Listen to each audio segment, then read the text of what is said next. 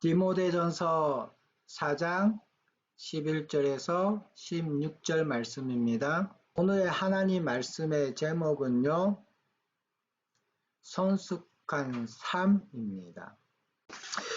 여러분, 기계가 고장났을 때에 그 기계가 어디가 고장났는지 찾아내는 것이 중요하고요. 그 다음에 그 고장난 곳을 수리하고 고쳐야 다시 그 기계를 쓸 수가 있습니다. 사람도 마찬가지예요. 사람도 자기가 무엇이 잘못된지를 알고 무엇이 틀렸는지 알아야 뭐 할 수 있어요? 바르게 잡을 수가 있어요. 그리고 그것을 바르게 잡아야만이 어떻게 돼요? 다시금 새로운 일들을 할 수가 있고 새 길을 열어서 살 수가 있습니다. 그런데 여러분, 모든 기계가 고장났을 때에 그 고장난 것을 고치지 아니하고 수리하지 않을 때는 어떤 마음으로 그 기계를 고치지 않고 수리하지 않습니까?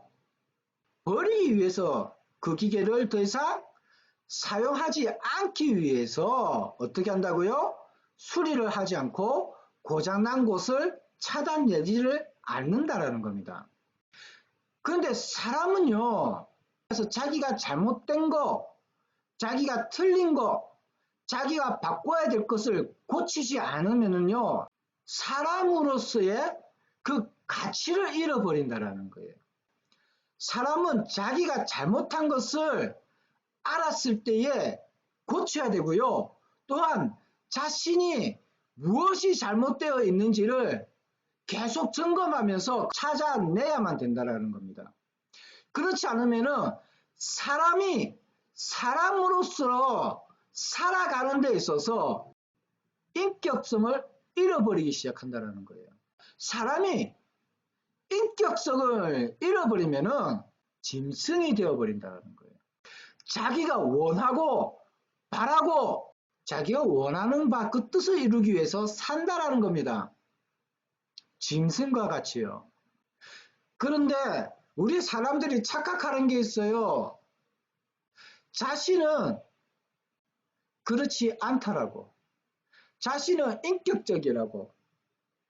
자신이 잘못한 것을 찾아내야만 바꿀 수가 있고 변화시킬 수가 있습니다. 사람은 스스로 자신이 죄를 지었고 잘못한 것을 알아도 그것을 잘못이 아니라고 변명하고 핑계대면서 자신의 잘못을 숨기고 그것을 고치려고 하지 않는다는 겁니다. 이거는 사람이 정말 무서운 존재라는 것을 말해주고 있다는 거예요. 잘못을 수정하지 않고 계속적으로 자신을 방치하며 살아갈 수 있는 존재가 누구냐? 사람이라는 거예요. 사람. 선한 척 만들어내고 착한 척 만들어내면서 자신의 잘못을 숨기는 사람들이 대부분이라는 거예요. 왜 믿음의 사람이라고 이야기하고 신앙인이라고 이야기하고 예수를 믿는다고 하면서 왜 스스로를 변화시켜가고 하나님의 말씀에 순종하면서 살아가는 믿음의 사람으로 살아가려고 하지 않느냐라는 거예요. 제발 좀 부탁드리겠습니다. 스스로 그리스도인이라고 이야기하고 있다면은요, 스스로 믿음이 있다라고 이야기하고 있다면은요, 예수를 영접하여서 예수님을 사랑하는 사람이라고 스스로가 이야기하고 있다면은요, 제발 스스로 자신의 잘못을 찾아내고 회개하고 되돌릴 수 있는 기회들을 놓치지 마십시오.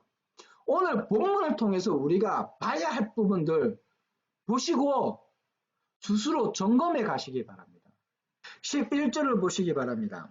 이렇게 기록하고 있습니다. 너는 이것들을 명하고 가르치라. 뭐냐면 저번 주에 말씀드렸습니다. 무엇을요? 이것이라는 것은 6절에서 10절 그 내용과 포함되고 있다는 겁니다. 무엇입니까? 하나님의 말씀, 복음, 그리고 믿음의 사람으로서 갖춰야 할 자세들, 어떤 마음을 품어야 되고 어떤 자세로 살아가야 하는가 이런 것들을 뭐 하라고요? 명하고 가르치라 라고 하겠단 말이에요. 믿음의 사람이라면은 어떻게 해야 된다? 스스로 연단을 하고 훈련을 해야 된다. 믿음의 사람이 되어야 된다라는 거예요. 그리고 하나님의 말씀을 듣고 내 마음속에 스스로 하나님의 말씀의 그 교훈들을 깨우쳐 안과 동시에 나를 변화시켜가는 과정들을 여러분 삼으셔야 된다는 거예요. 그러고 나서 12절에 뭐라고 하고 있냐면 이렇게 이야기하고 있습니다. 누구든지 네 용서함을 업신여기지 못하게 하고 오직 말과 행실과 사랑과 믿음과 정절에 있어서 믿는 자에게 본이 되어 라고 하고 있단 말이에요. 디모데가 하나님의 말씀을 가르치는 사람입니다. 그런데 젊다라는 것, 이 용서함이라는 것은 다른 말로 젊다, 어리다 이런 말이 돼요. 업신여기지 말게 하라. 여러분 이 말에는요 우리가 착각하는 것들이 있어요. 교육자들이 그죠? 나이 어려서 목회자 되고 이랬잖아요. 분명히 교회는 연령자들이 있잖아요. 그 연령자들로 하여금 자신을 업신여기지 말게 하라 한다고 해서 그들에게 어떻게 하는 거예요? 위험있게 행동하라. 이런 말이 아닙니다. 내 스스로가 좀 높아지려고 하면은 다른 사람들을 나를 갖다 좀 높게 봐준다라고 생각한다라는 거예요. 아니에요. 나를 권위 있게 하시는 분은 하나님이세요. 내가 권위 있게 행동한다고 해서 내가 권위가 있어지는 것이 아니에요. 내보다 약하거나 좀 어리거나 돈이 없는 사람들, 하대하는 사람들이 있어요. 그거는 인격이 덜 성숙되어서 그런 거예요. 인격이 덜 성숙되어서. 다시 말하면요. 하나님 말씀을 잘못 알고 있기 때문이라는 거예요. 교회 안에도 그러는 분들이 많습니다. 교육자들을 쉽게 대하는 분들이 많다는 거예요. 내 형제가 나이가 어리든 나이가 많든 상관없이 뭐 해야 돼요? 존중할 줄 알고 존경을 표할 줄 알아야 된다는 거예요. 그런데 자신이 교회를 좀 오래 다니고 직분이 있고 이러면은 남을 쉽게 여기는 버릇이 있다는 거예요. 여기서 사도 바울이 용서함을 업신여기지 말게 하라라는 말은 이런 거예요. 너의 젊고 어린 부분에 대해서 다른 사람들을 얕보거나 경멸하지 않도록 하라라는 거예요. 이 말에는 어떤 의미가 있냐면요. 얕보다라는 것과 경멸하다는 말이 같이 포함되어 있는다네요. 경멸은 어디서 나옵니까, 여러분? 디모데에게도 스스로가 조심해야 될 부분이 있다라는 거예요. 네가 그 사람들에게 위험 있게 하라는 것이 아니라 네가 어린 사람들을 존경하면은 너의 그 위험이 세워진다는 의미가 되는 거예요. 다시 말해서 디모데 너보다 나이 어린 사람을 업신여기지 말고 너 또한 다른 사람들 그 모습을 보므로 말미암아 너를 업신여기지 못하게 하라 이런 의미가 되는 거예요. 그런데 우리 교회 다니는 많은 사람들이 믿음의 사람들이 이 말씀을 어떻게 여기냐면은 자기가 교육자가 되고 직분자가 되면은 나이가 어려도 아무 때나 대들어도 된다고 생각한다라는 거예요. 여러분 이게 잘못이에요. 여러분 사람을 거르는 데 있어서 그 사람의 행동을 주시하는데 어떤 모습을 주시해야 되는 줄 아세요? 만약에 어떤 가게에 가서 종업원들 그 사람들이 실수했을 때에 대하는 사람의 모습을 보고 그 사람의 인격을 판단해서 걸러내야 할 사람, 가까이 해야 할 사람들을 판별해내라고 이야기하고 있습니다.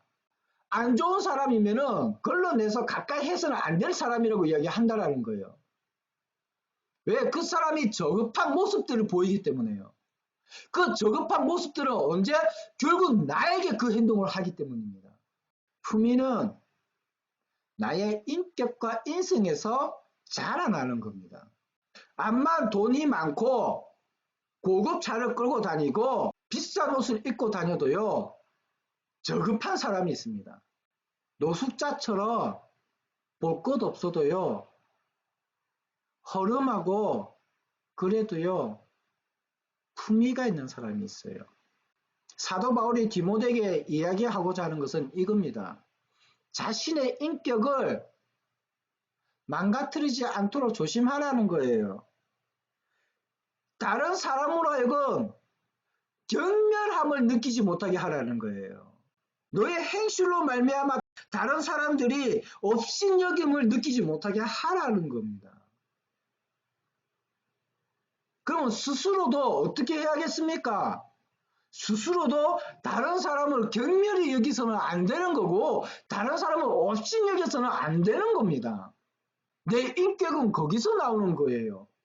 나의 성숙함은 거기서 나온다는 말입니다. 성도 여러분, 제발 자신의 성격을, 인격을 드러낼 때에 저급하게 드러내지 마십시오.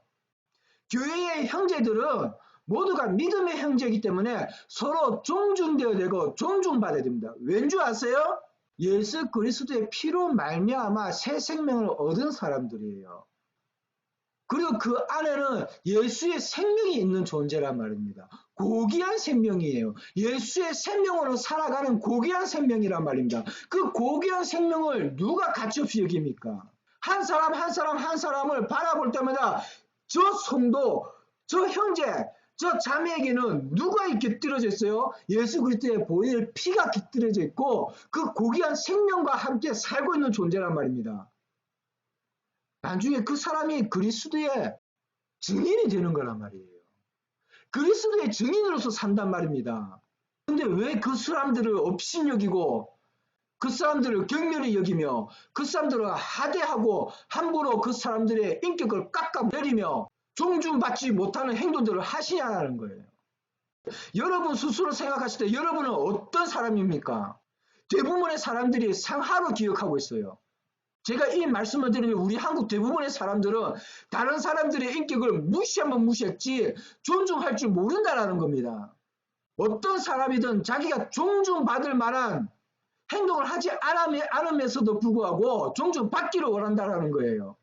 그리고 자신을 존중하는 사람들을 하대하거나 그 인격을 무시하는 사람들이 많아요.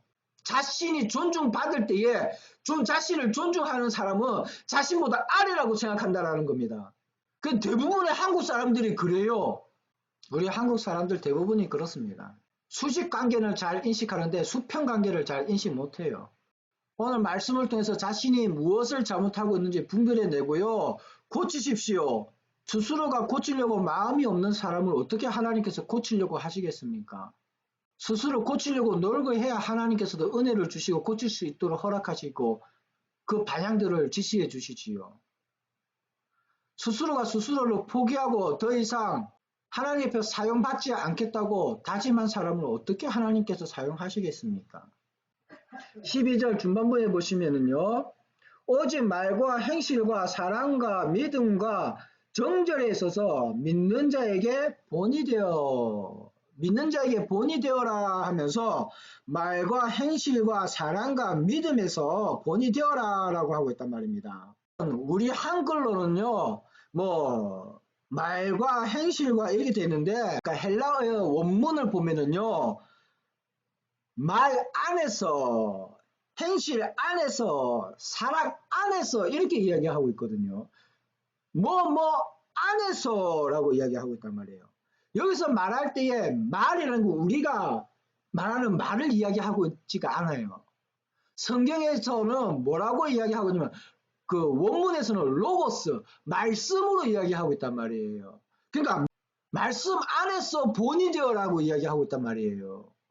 그러니까 이거는 반복적인 구호라는 거예요. 어떻게 되면 말씀 안에서 본이 되고 행실 안에서 본이 되고 사랑 안에서 본이 되고 이렇게 이야기하고 있단 말이에요. 그리고 여기서 사랑 안에서 할 때 이 사랑은요 사람이 하는 에로스 사랑이 아니라 아가페적 사랑을 하나님의 사랑을 이야기하고 있단 말이에요. 그러니까 하나님의 사랑 안에서 이렇게 이야기하고 있단 말입니다.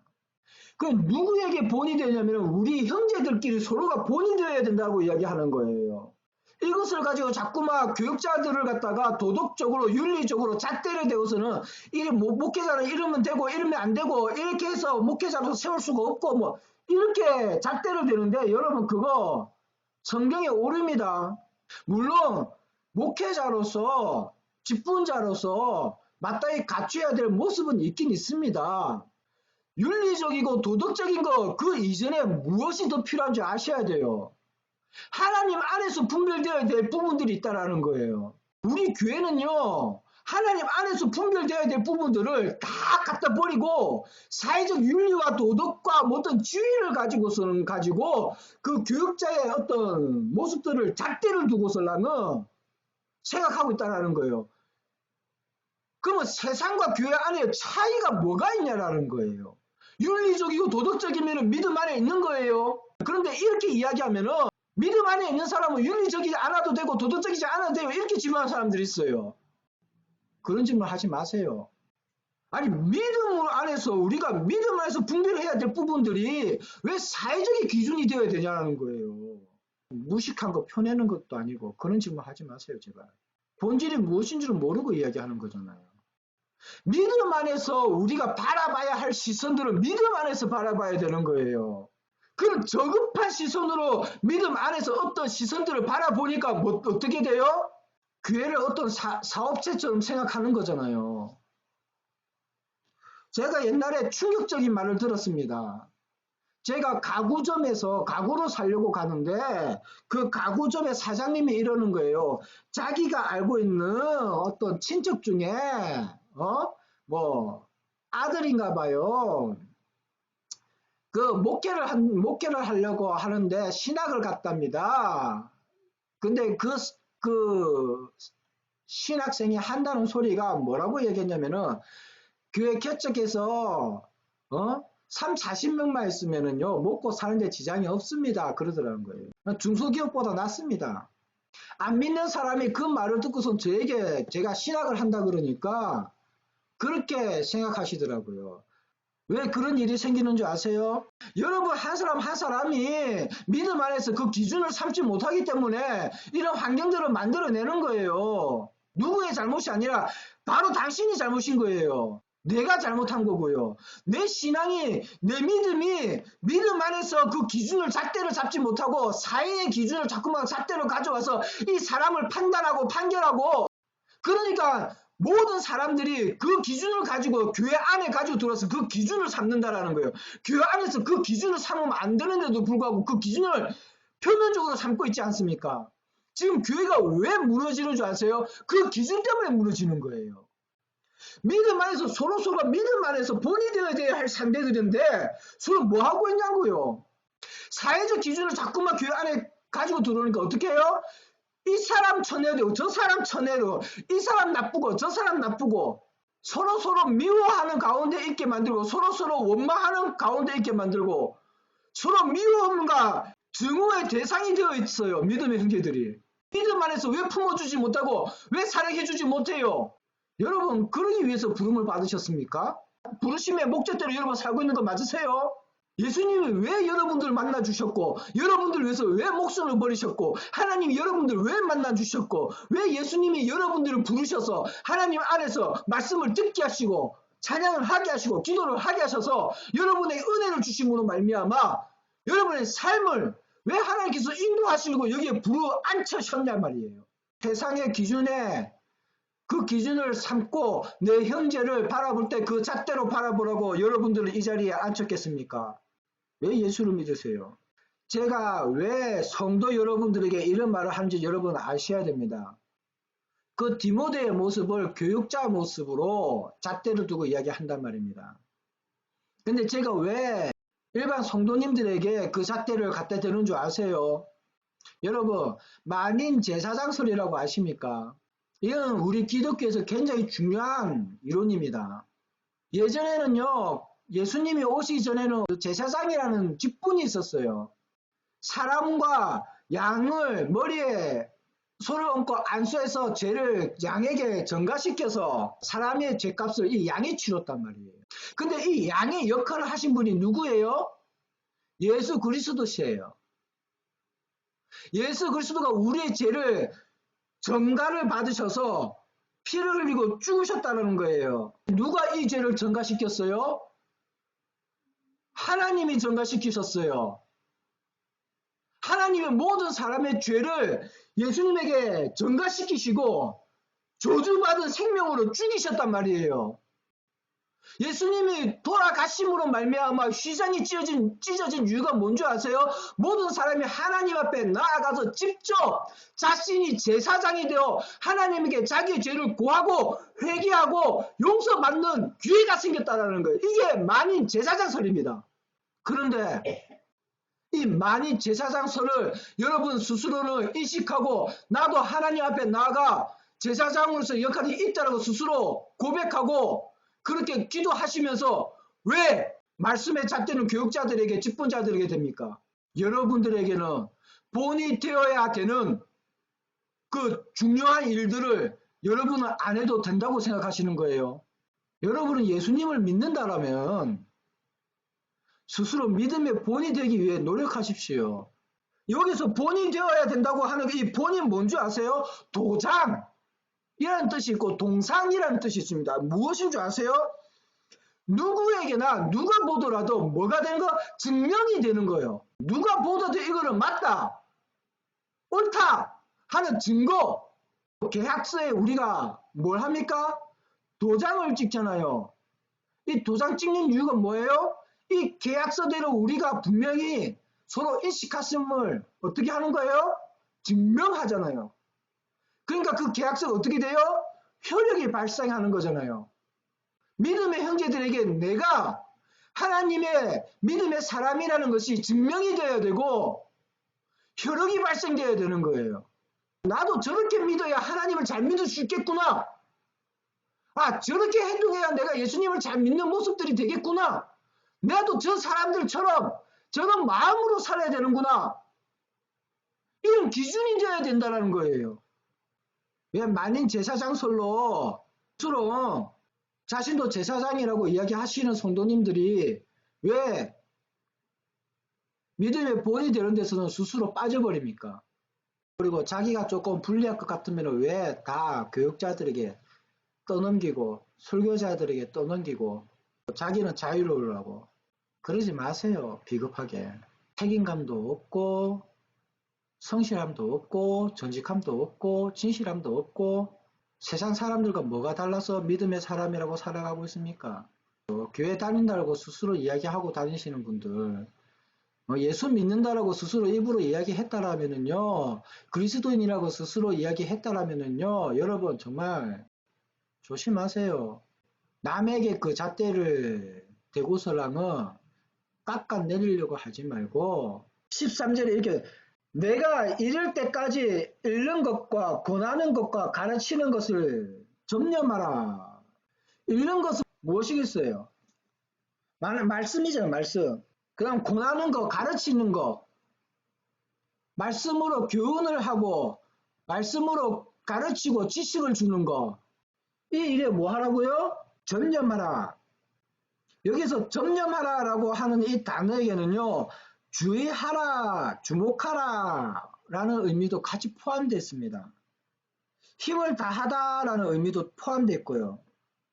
다시 말하면요, 디모데에게 점념하라 한다고 해서 그냥 열심히 하라는 이런 의미가 아니에요. 말씀을 볼 때에 주의하여 읽고 보고 네가 권할 때에 그 말씀 안에서 잘 권하고 실수하지 않도록 잘 하라는 거예요. 가르칠 때에도 바르게 가르치기 위해서 노력하고 힘쓰고 그냥 열심히 하면 되는 줄만 생각하시는데 그거 아니에요. 우리가 믿음의 사람으로서 전도를 하든 내 형제에게 하나님의 말씀으로 위로를 하든 그에게 격려를 하든 하나님 안에서 믿음 안에서 사랑 안에서 잘 하십시오. 그 형제가 믿음이 회복되어지기를 그 형제가 상처에서 벗어나 믿음으로 회복되어지고 사랑을 품을 수 있도록 사랑을 할 수 있도록 잘 하셔야 된다고요.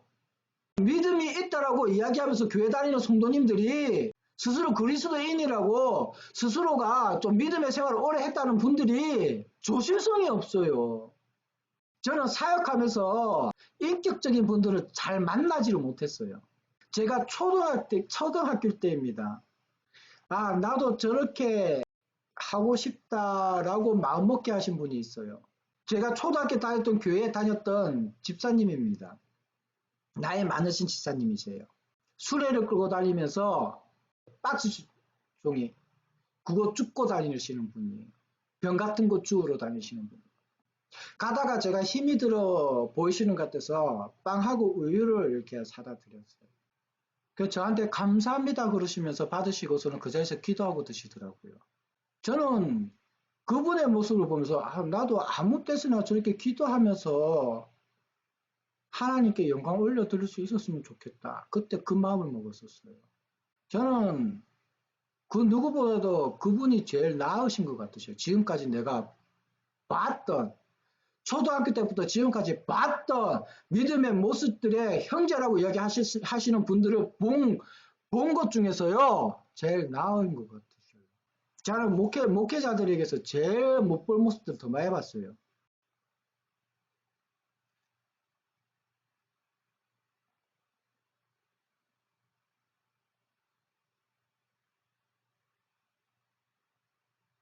그러니 무슨 교회 안에서 우리가 무슨 유익이 있겠습니까? 믿음 안에 있다가 하지만 무슨 유익이 있겠냐고요. 14절을 보십시오. 내 속에 있는 은사 곧 장로의 회에서 안수받을 때에 예언을 통하여 받은 것을 가볍게 여기지 말며 디모데가 장로회에서 안수를 받았다라는 거예요. 무엇으로요? 가르치는 자로. 다시 말하면 오늘날로 말하면 목회자로 안수받아서 목회자가 됐다는 소리하고 똑같은 거죠. 디모데가 뭘 받았다고요? 예언을 받았다라는 거예요. 그것을 가볍게 여기지 말라라고 하고 있어요. 자, 그렇다면 지금의 성도들에게는요, 이런 예언 받은 게 없으니까 뭐 삶을 가볍게 살아도 될까요? 아니에요. 모든 사람은요, 태어날 때 하나님의 뜻과 그 하나님의 목적에 의해서 이 세상에 태어나고 존재를 한다라는 거예요. 끝까지 거부하는 사람들은 어쩔 수 없는 거고, 하나님 앞에 무릎을 꿇고 믿음의 삶을 사는 사람들은요, 하나님께서 그 사람에게 주셨던 목적, 그 뜻을 이루신단 말이에요. 그 사람을 위해서. 여러분은 그 하나님께서 여러분 안에 두고 있는 그 뜻과 목적을 발견하셨습니까? 먼저 우리가 해야 할 행동들을 여러분 생각해 보십시오. 먼저는 여러분들이 스스로가 믿음의 사람들 안에서 본이 되어야 되는 것이 첫 번째예요. 첫 번째. 하나님께서 우리 믿음의 사람들에게 늘 하셨던 사람들이 있습니다. 너는 가만히 있어라. 내가 하나님이 됨을 너희에게 보일 것이다. 우리가 가만히 있으라 하는데 우리가 가만히 있어야 된다는 것이 아니라 우리가 하나님을 믿을 때에 하나님이 하나님 되심을 우리에게 보여주신다는 거예요. 그 증거를. 예수가 그리스도임을 그 증거를 우리에게 보여주신다. 우리가 어디에 있을 때에? 믿음 안에 있을 때에. 그거는 믿음 안에 있을 때 볼 수 있는 것이기 때문에요. 15절에 이 모든 일에 전심전력으로 너의 성숙함을 모든 사람에게 나타나게 하라. 여기서 성숙함이라는 것은요. 헬라어로는 프로코페라는 말인데 전진하다라는 의미가 있고요. 앞으로 나아가다라는 의미가 있습니다. 다시 말해서 뒤처져져 있는 삶이 아니라 앞서가 있는 삶을 이야기하고 있단 말이에요. 성숙함은 아무 데서나 오는 게 아닙니다. 성령을 통해서 오는 거예요. 말씀 안에서 하나님 안에서 믿음 안에서 지혜로운 사람들을 가지고 우리가 뭐라고 이야기하면 성숙하다라고 이야기한다는 거예요. 그래서 기도를 해야 된다는 거고 그래서 말씀을 봐야 된다는 겁니다. 왜 성숙해야 되냐고요? 본이 되어야 되기 때문에. 저 사람은 되고 나는 안 해도 돼. 이런 생각 가지고 있다면요. 여러분 차라리 예수 믿지 마세요. 그냥. 우리가 왜 믿음 안에 있어야 되고 우리가 왜 성숙되어야 되며 왜 우리가 어떤 믿음의 사람들보다 본이 되어야 되냐면요. 16절을 보시죠. 네가 네 자신과 가르침을 살펴 이 일을 계속하라. 이것을 행함으로 네 자신과 내게 듣는 자를 구원하리라. 내가 하나님의 말씀을 읊을 때에 내가 성숙되어지고 내가 믿음의 사람 안에서 내가 하나님의 말씀을 이야기할 때에 나도 구원받지만 누가 구원받는다고요? 내 말을 듣는 사람도 구원을 받는다는 거예요. 이는 우리가 믿음의 사람으로서 당연히 우리가 해야 할 일들이라는 거예요. 예수님께서 하나님께서 왜 부르셨겠어요? 여러분을 통해서 구원받을 사람들 찾으시려고요. 근데 여러분 성숙되지 않고 어떻게 신앙생활하고 어떻게 믿음생활하고 어떻게 해서 여러분을 통해 믿음의 사람들을 찾아내면 여러분을 통해서 어떻게 구원받을 백성들을 찾아내겠냐는 거예요. 정말 여러분들이 예수를 믿는 사람이라고 스스로 고백하고 있다면은요, 그리스도인이라고 이야기하고 있다면요, 여러분 스스로 잘못된 것을 분명히 찾아내십시오. 회개해야 할 부분들을 찾아내라는 겁니다. 버려야 할 것들은 버리고, 바꿔야 될 것들은 바꾸고, 그렇게 해서 제발 수정해서 고쳐서 하나님 안에 믿음으로 들어오십시오. 예수님께서 여러분들을 위해 목숨을 바치셨는데 쓰임없는 삶으로 살다가 망한 인생으로 그만두시겠습니까? 저는 부탁드립니다. 여러분들이 하나님 앞에 쓰임새 있고 구원받은 백성으로서 살다가 믿음 안에서 하나님을 만나시기를 주님의 이름으로 축원드립니다.